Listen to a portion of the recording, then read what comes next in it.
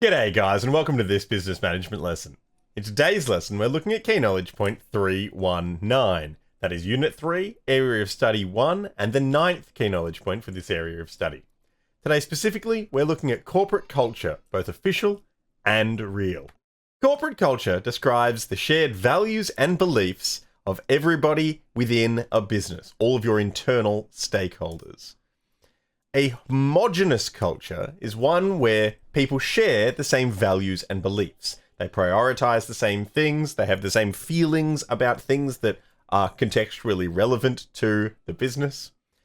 And when you maintain a homogenous culture, your employees, or the internal stakeholders at the very least, will feel more connected, more engaged, and more motivated. This is important because, as we've said before, engaged and motivated employees are more productive and efficient. There are two types of corporate culture named in the study design: official corporate culture and real corporate culture. Official corporate culture is what the business intends for the culture to be. This is what your boss wants you to do.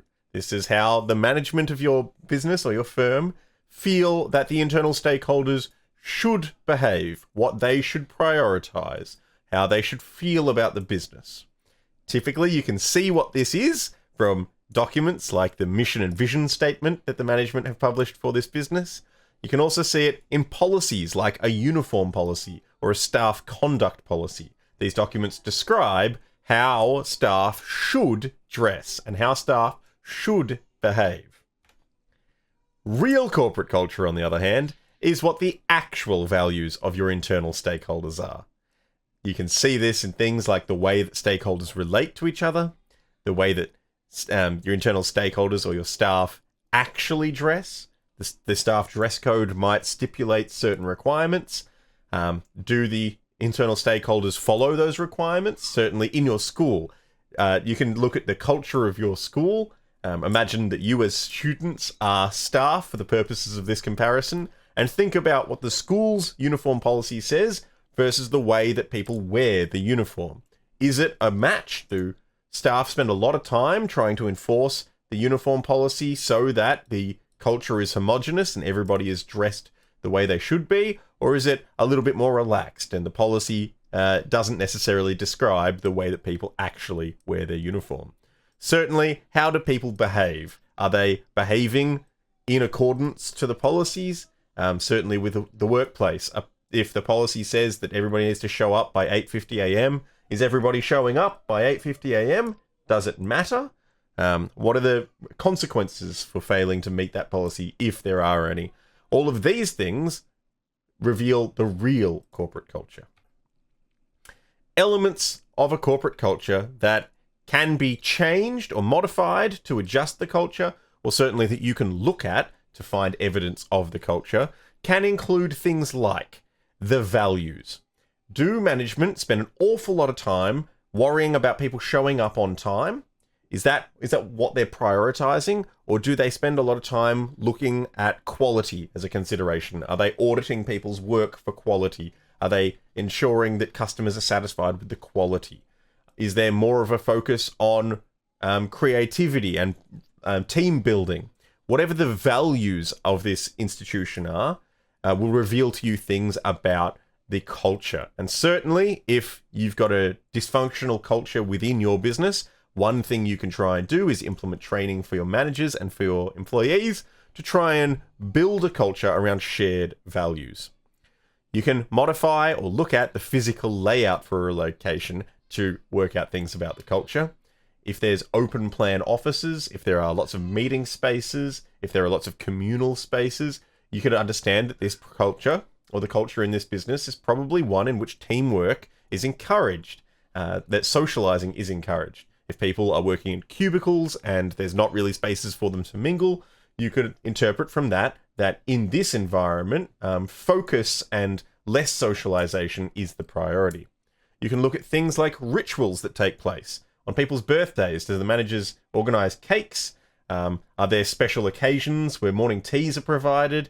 Do employees go out with each other after work on a Friday to share drinks or some sort of activity? Are there interdepartmental sports competitions or something similar? Is there a footy tipping competition?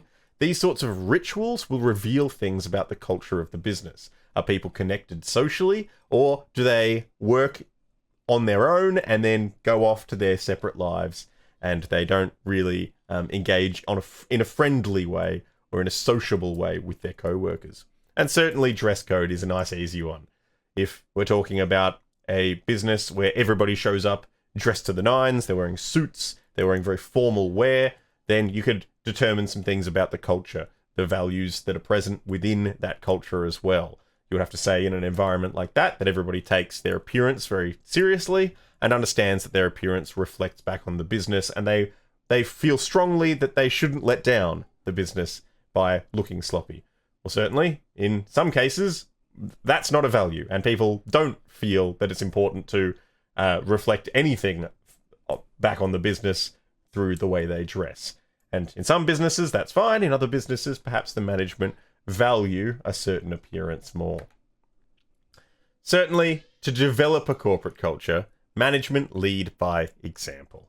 And management are the first point. They need to outline the values that are important. They need to outline behaviors that they will be looking to see within that culture. And they need to lead by example. You're not going to have a cohesive, homogenous culture if your managers do not believe in the culture. If they don't share the values that the business is trying to describe, then your culture will not be homogenous. Managers need to communicate the desired values to the employees. It's never going to work to just assume that your employees know what it is that they should be doing, to know what it is that's being prioritized by the management. Certainly, one way to develop a corporate culture is to recruit employees that will fit in with the desired culture. If you have had a real problem with employees showing up late or perhaps not showing up at all to work, then, and that's something that you value, you're looking for timely performance and attendance, then perhaps when you're recruiting employees, you're specifically calling their referees or their references and asking about whether or not they show up to work on time so that you can recruit employees that will fit in with your desired culture. Over time, the employees that you've gathered will all be embodying the desired values.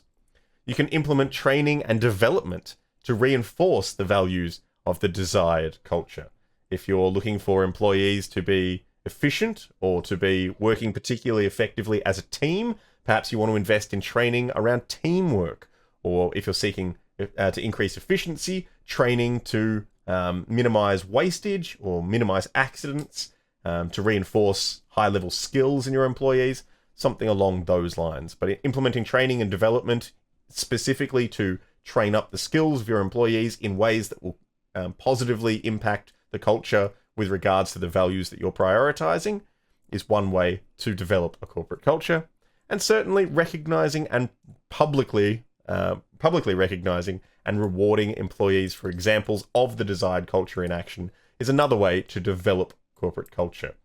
If your business has something like an Employee of the Month program and the rewards associated with that are more than just nominal, and it's something employees actually look forward to finding out who got it or would be interested in receiving that award themselves, you better believe that they're more likely to exhibit the behaviors that make them more likely to win that award.